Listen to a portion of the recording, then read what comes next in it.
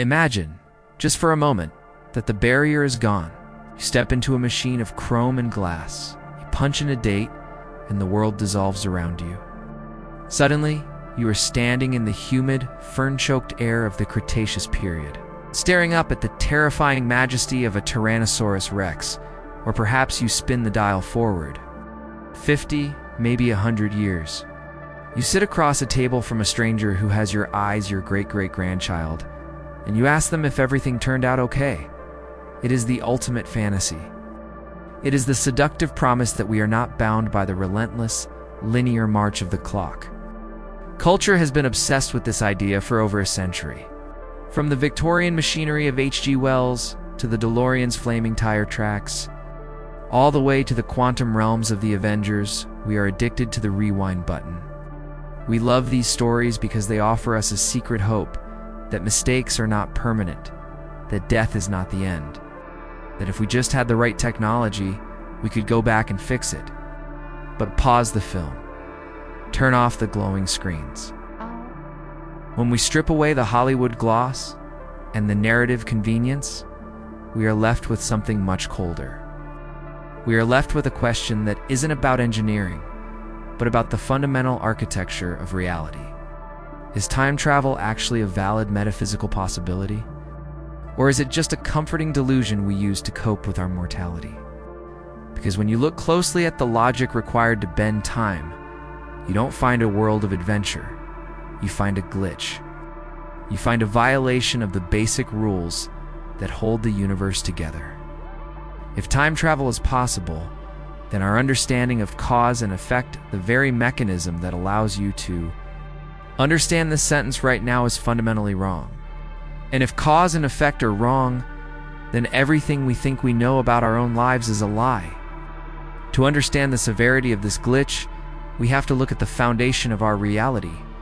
We have to look at the Ouroboros of cause and effect. In the universe as we experience it, there is a strict, inviolable law. The cause must always precede the effect. The match is struck. Asterisk, then asterisk, the fire burns. The glass falls. Asterisk, then asterisk, it shatters. This is the arrow of time. It moves in one direction, but time travel requires us to take that arrow and bend it back upon itself. And the moment we do that, logic begins to scream. This brings us to the most famous weapon in the philosophical arsenal against time travel, the grandfather paradox. It sounds like a riddle, but it is actually a description of a reality-breaking event. Let's walk through the mechanism. You build your machine. You travel back to the year 1920. You find your grandfather as a young man, before he ever met your grandmother.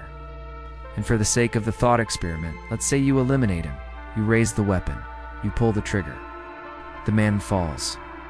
Because he dies, he never meets your grandmother. Your father is never born. And consequently, asterisk you, asterisk, are never born. But if you were never born, you never built the time machine. You never went back to 1920. You never pulled the trigger. Which means he meets your grandmother. You asterisk are asterisk born. You asterisk do asterisk go back. And you asterisk do asterisk kill him. The universe is now trapped in an infinite, convulsing loop of contradiction. It is a logical collapse. You exist and you do not exist simultaneously. And it's not just about grandfathers. The fragility of the past is much more terrifying than a family tree. Think of the ripple effect, or what chaos theory calls the butterfly effect. You don't need to kill anyone to break reality. You just need to displace a single molecule of air. You arrive in the past, and your mere presence changes the temperature of the room by a fraction of a degree. It shifts the wind patterns outside. A storm that was supposed to happen a week later happens today. A car swerves. A meeting is missed. A single second of interference in the past doesn't just change one thing. It changes asterisk, everything asterisk that follows. It unravels the entire tapestry of the present. The moment you arrive in the past, you have destroyed the future you came from. So, logically, you cannot be there. So, if the logic of a single timeline forbids this loop, How have the theorists tried to save the concept of time travel? They offer us two doors, but be warned, neither leads to a place where you are truly free. The first door is the multiverse. This is the escape route favored by modern physics and lazy screenwriters alike. The theory suggests that to solve the paradox, we simply shatter reality into infinite pieces.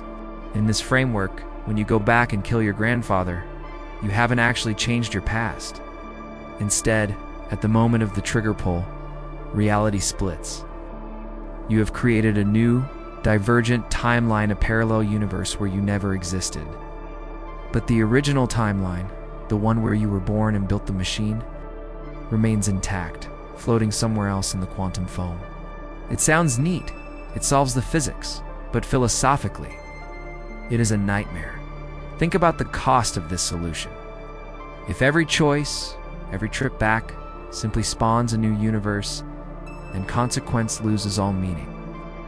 If you can save the world in timeline B, but let it burn in timeline A, have you actually accomplished anything? The multiverse suggests that everything that asterisk can asterisk happen, asterisk does asterisk happen. And if everything happens, then no individual choice carries any weight. We are drowning in infinite chaos, where agency is diluted to zero. So we turn to the second door. The Novikov Self-Consistency Principle. If the multiverse is infinite chaos, Novikov is the ultimate cage. This principle argues that there is only one timeline, and it is immutable. You can go back, yes, but you cannot change anything. In fact, the universe will conspire to prevent a paradox. Let's apply this to a different scenario. Imagine you travel back to prevent a tragic car crash that killed a loved one. Stand on the corner, ready to wave them down to stop the car. But as you step out, you startle the driver. You swerve to avoid asterisk, you asterisk, and slam into the wall. You realize, with a dawning horror, that you didn't stop the crash. You caused it. You were asterisk, always asterisk, the distraction. Your attempt to change the past was already written into the history of the past. This is the philosophical horror of the Novikov loop. It solves the paradox, but at the expense of your soul. It implies that if time travel is possible, then free will is an illusion. You are not an agent of change. You are a puppet of history. You are just a cog in a closed loop, performing the actions you are always destined to perform, trapped in a script you cannot read, but must recite perfectly. We are left with a devastating binary. Either we live in a multiverse where our choices are rendered meaningless by infinity, or we live in a Novikov universe where we are slaves to a fixed destiny. But here is the twist. We do not have time machines. We do not have flux capacitors or spinning black holes. Yet, despite the lack of hardware, we spend half our lives in the modern battlefield of temporal mechanics. We are engaging in time travel of the mind. Why does the Novikov principle chill us? Why does the grandfather paradox fascinate us? It isn't because we care about quantum mechanics. It is because we are driven by a profound, aching human desire for control. We're obsessed with the concept of counterfactual thinking. This is the psychological term for our obsession with what could have been. We lay awake at 3 a.m., replaying a conversation from 10 years ago, editing the dialogue, imagining a timeline where we were braver, smarter, or kinder. We run simulations of the multiverse in our heads, tortured by the ghost of the life we didn't live. This mental time travel is dangerous. It assumes an illusion of better outcomes.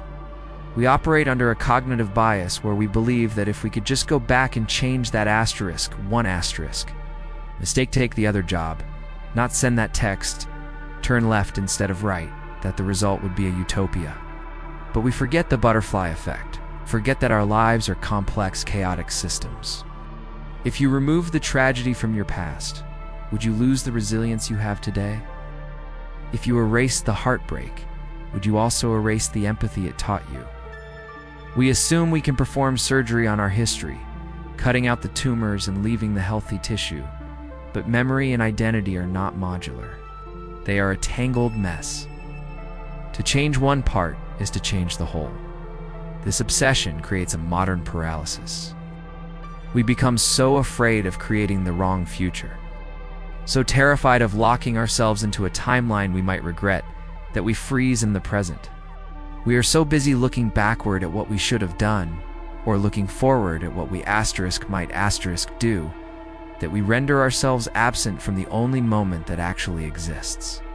We are trying to edit a movie that is being broadcast live. Where does this leave us? We have traveled from the dinosaur-filled jungles of our fantasies, through the logic-breaking contradictions of the paradoxes, and into the terrifying implications of free will and determinism. The conclusion is unsettling, but perhaps necessary.